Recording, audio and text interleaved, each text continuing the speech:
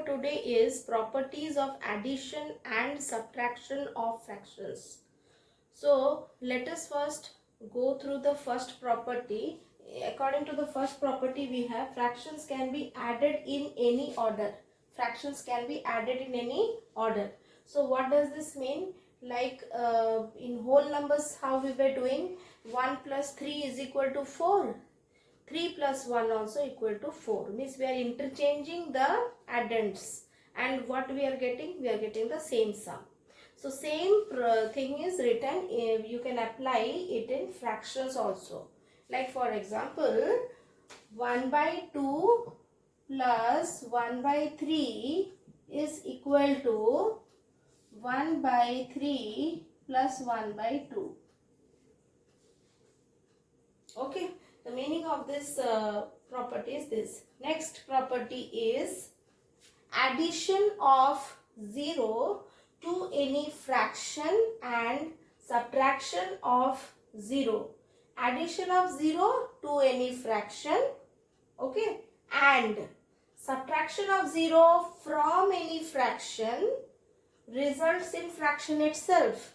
For example, suppose you add 1 by 3 with 0. What will you get? Same 1 by 3. That is itself. Yes or no? Then you subtract 0 from any fraction. Means 1 by 3 minus 0 equal to 1 by 3. So addition of 0 to any fraction and subtraction of 0 from any fraction is resulting in the same fraction or fraction itself. Okay. Now coming on to the next property, it is while adding 3 or more fractions, the sum remains same even if their grouping is changed. What does this mean? At least 3 fractions you need for this. Okay. For example, we are adding 1 by 2 plus inside bracket we will keep 3 by 7 plus 4 by 5. This will be equal to 1 by 2 plus 3 by 7 together plus 4 by 5 outside the bracket. So this is one type of, you can say, associative property also. Remember children, as I told you during multiplication time, when I was teaching you the chapter of multiplication, I have explained you what is associative property. I have explained you what is commutative property.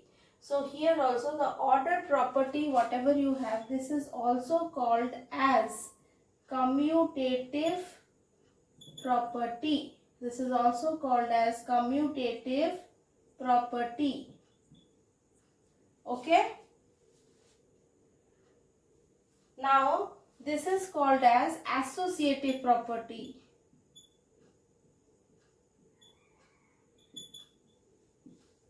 Both these properties are applicable only with addition and not with subtraction.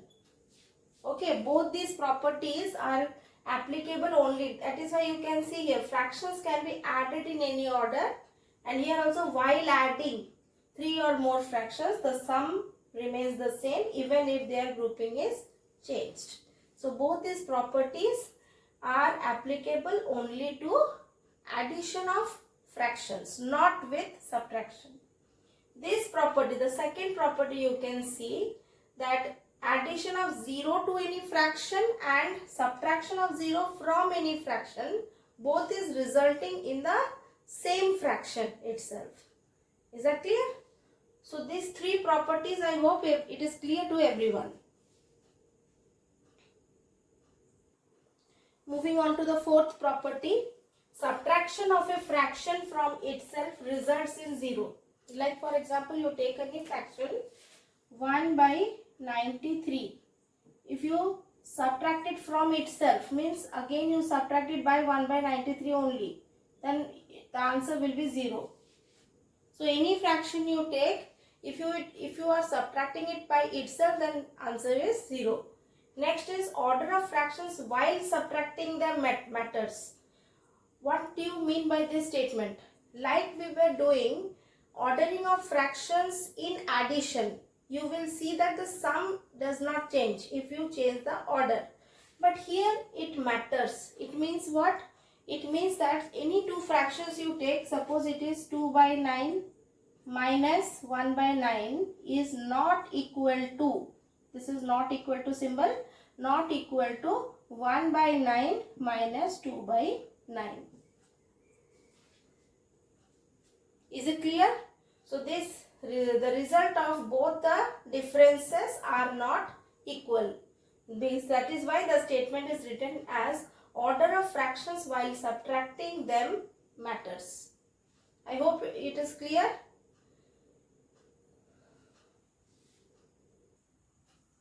Now there is a concept of equivalent fractions in terms of mixed fraction.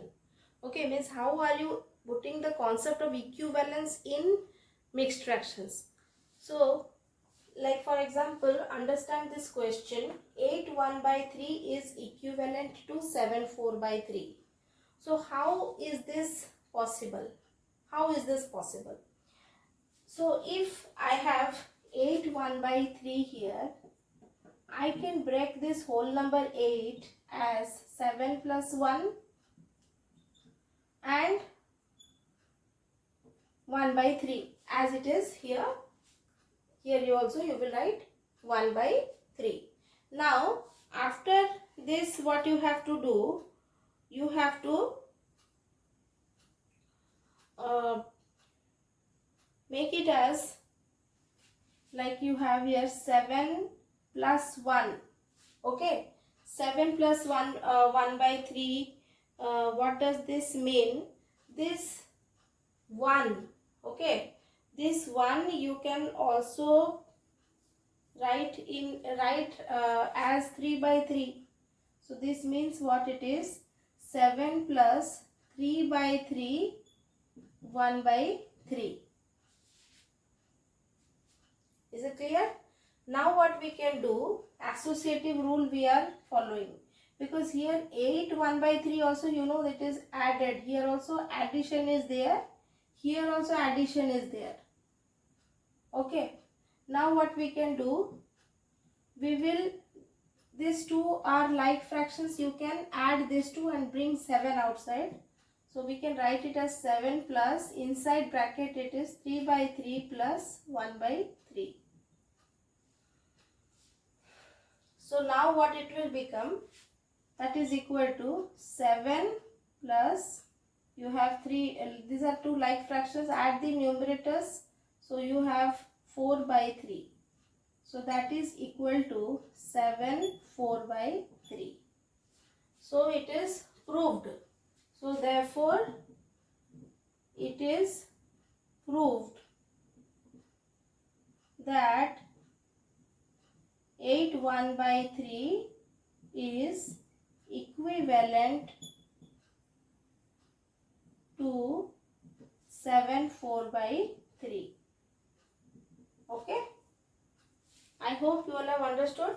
First we are breaking the whole number 8 as 7 plus 1. Now you know that mixed fraction is combination of the whole number part and the fractional part. Means 1 by 3 which is outside the bracket is actually added with 7 plus 1. Now what we are doing, 1 we can write in terms of like 1 by 3 fractional part. So you can also write 1 as 3 by 3. Okay. So 7 plus 3 by 3 plus 1 by 3. So now what it will become, bringing 7 outside and 3 by 3 plus 1 by 3 will be collectively becoming 4 by 3. So 7 plus 4 by 3. Now if we make it a mixed fraction, it becomes 7 4 by 3. So it is proved that 8 1 by 3 is equivalent to 7 4 by 3. Now with the previous concept that we have used for the equivalent fractions in mixed fraction, so that same concept we can use to solve this particular question as well. So the question is, use your own strategy and fill in the correct fraction in the blank box. This is the blank box where you have to fill in. Now, what is missing here? You can see this is the minuend, this is the subtrahend, and it is a difference. The simple logic is you have to subtract the minuend and difference to get the subtrahend. But what is exactly the logic that you have to apply? In the subtraction, as you can see, both the fractions are 5 1 by 3, 1 1 by 2.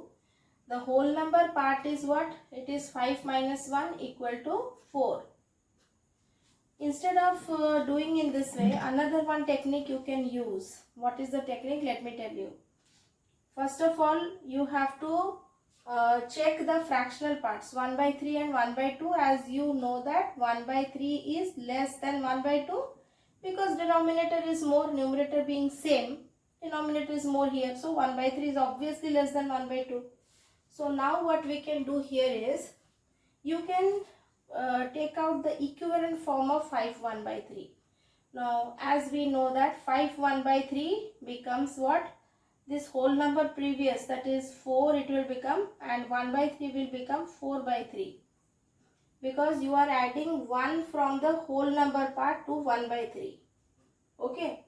So that means 5 1 by 3 is equal to, I am writing here, 5 1 by 3 is equal to 4 4 by 3. Okay, the previous question we have solved this, how if 5 1 by 3 is equal to 4 4 by 3. Now what you will do? 4 4 by 3 minus 1 1 by 2. Now it can be easily done. So whole number part becomes 4 minus 1, that is equal to 3. And the fractional part, what does it become? 4 by 3 minus half. What is 4 by 3 minus half? Take the common multiple, that is LCM, that is 6.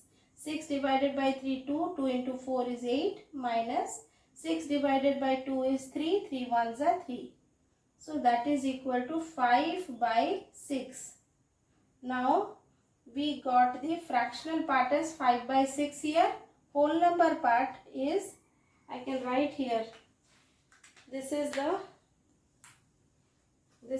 whole number part.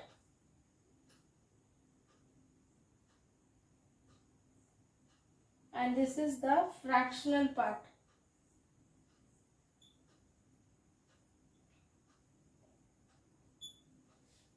Now we will get the final answer as what?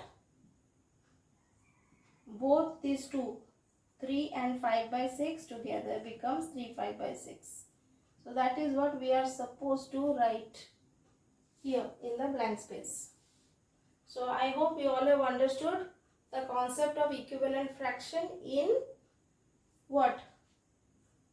Mixed fraction. Okay, thank you very much.